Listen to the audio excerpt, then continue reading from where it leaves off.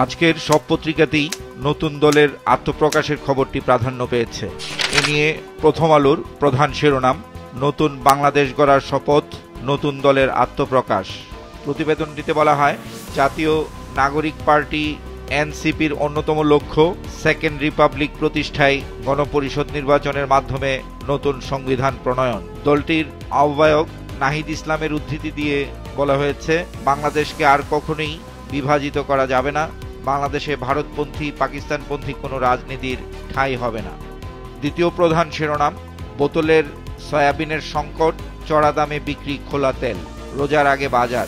বিশেষ এই প্রতিবেদনটিতে বলা হয়, খোলা সয়াবিনের দাম নির্ধারিত দরের চেয়ে লিটারে 28 থেকে 33 টাকা বেশি নেওয়া হচ্ছে। আর টিসিবির হিসাবে এক মাসে খোলা সয়াবিন তেলের লিটারে দাম বেড়েছে 15 থেকে 17 টাকা।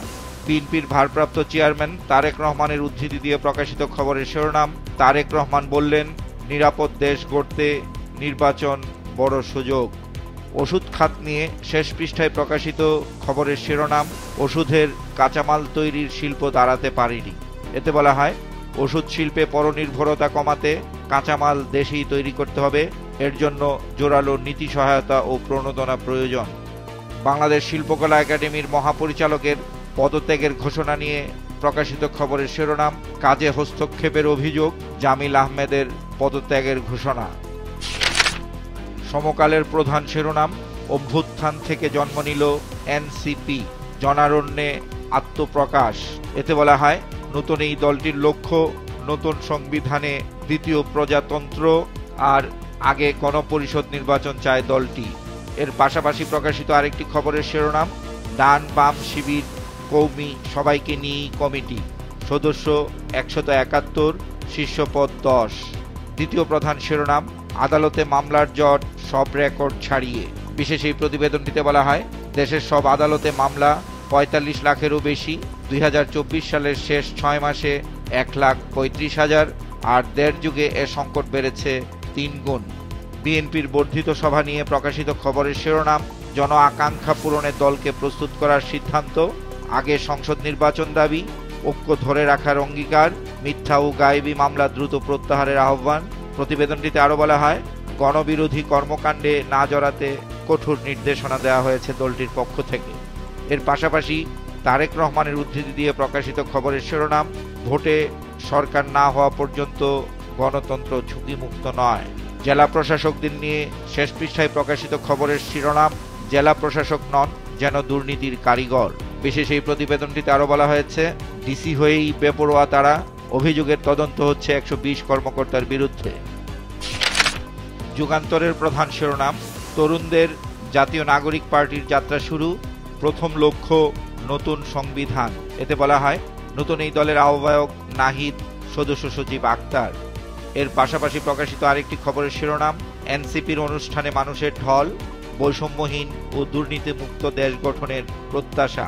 খবরটিতে বলা হয়, নতুন এই দলে ক্ষমতালোভী কোনো মানুষ থাকবে না। দ্বিতীয় প্রধান শিরোনাম, স্বরাষ্ট্র উপদেষ্টার তৎপরতায় নড়েচড়ে বসেছে পুলিশ, হাসিনার নির্দেশেই ঢাকায় পরিকল্পিত অপরাধ। বিশেষ এই প্রতিবেদনটিতে বলা হয়েছে, গাজীপুরের সাবেক মেয়র জাহাঙ্গীরের অডিও বক্তব্যে পরিকল্পনার কোমর ফাঁস, পর্যালোচনা করছে গোয়েন্দা সহ পুলিশের বিভিন্ন সংস্থা। চট্টগ্রামে ভার্চুয়ালি তারেক রহমানের দেয়া বক্তব্য ঘিরে প্রকাশিত খবরের শিরোনাম, আইনের শাসন না থাকলে নিরাপত্তা থাকে না। আজ থেকে সশস্ত্র মুক্তিযুদ্ধ শুরুর গৌরবগাথার মাস শুরু হয়েছে। এ নিয়ে পত্রিকাটির প্রথম পৃষ্ঠায় প্রকাশিত খবরের শিরোনাম, অগ্নিঝরা মার্চ, মুক্তিযুদ্ধ শুরুর গৌরবগাথার মাস। কালের কণ্ঠের প্রধান শিরোনাম, জাতীয় নাগরিক পার্টির যাত্রা হলো শুরু, লক্ষ্য সেকেন্ড রিপাবলিক প্রতিষ্ঠা। এতে নতুন দলটির আহ্বায়ক নাহিদের উদ্ধৃতি দিয়ে বলা হয়েছে, বাংলাদেশে ভারতপন্থী পাকিস্তানপন্থী রাজনীতির ঠাঁই হবে না।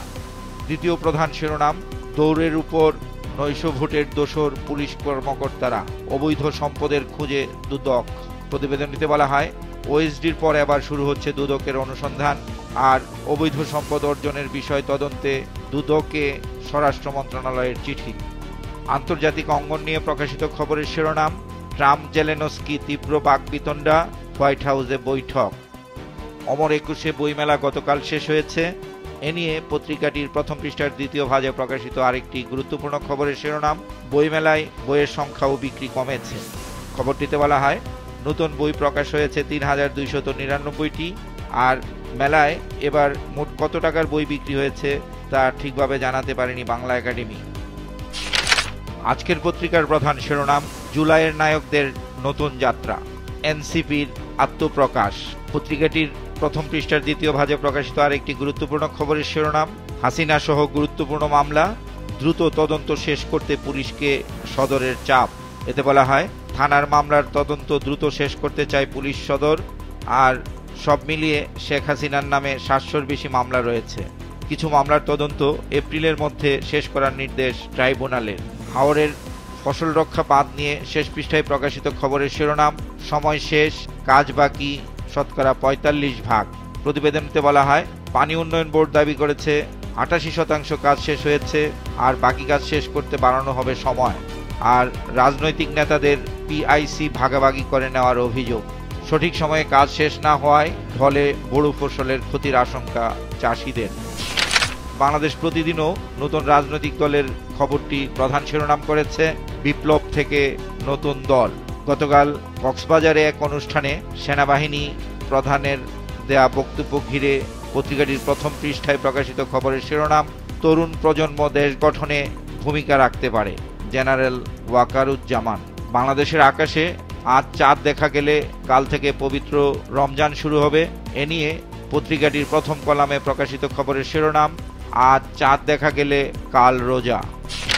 দৈনিক কালবেলার প্রধান শিরোনাম, নতুন বাংলাদেশ গড়ার শপথ, জাতীয় নাগরিক পার্টির আত্মপ্রকাশ। দলটির ঘোষণাপত্রে বলা হয়, গণপরিষদ নির্বাচনের মাধ্যমে নতুন সংবিধান প্রণয়ন প্রাথমিক লক্ষ্য, জাতীয় স্বার্থ সুরক্ষায় শক্তিশালী প্রতিরক্ষা ব্যবস্থা গড়ে তোলা হবে, রাজনীতির অগ্রাধিকার হবে গণতান্ত্রিক চরিত্র রক্ষা করা, আর একমাত্র সাধারণ মানুষই হবে ক্ষমতার সর্বময় উৎস। দ্বিতীয় প্রধান শিরোনাম, সড়কে শৃঙ্খলায় উদাসীন সবাই, রাজধানীর যোগাযোগ ব্যবস্থা। বিশেষ এই প্রতিবেদনটিতে বলা হয়, ভগ্ন দশায় রাজধানীর ট্রাফিক ব্যবস্থা, বিআরটি এর সংস্কার কেবল মুখে মুখে, রমজানে বাড়তে পারে যানজট। দেশ রূপান্তরের প্রধান শিরোনাম, রাজনীতিতে তারুণ্য শক্তির উদ্বোধন, জাতীয় নাগরিক পার্টির আত্মপ্রকাশ। খবরটিতে নতুন এই দলের নেতাদের উদ্ধৃতি দিয়ে বলা হয়েছে, ভারত ও পাকিস্তানপন্থী রাজনীতির ঠাঁই হবে না বাংলাদেশে, সংসদে কে যাবে সেটি নির্ধারণ করবেন জনগণ, ভারত নয়। আর বাংলাদেশ নিয়ে তাদের স্বপ্ন বাস্তবায়নে ঐক্যবদ্ধভাবে কাজ করতে হবে।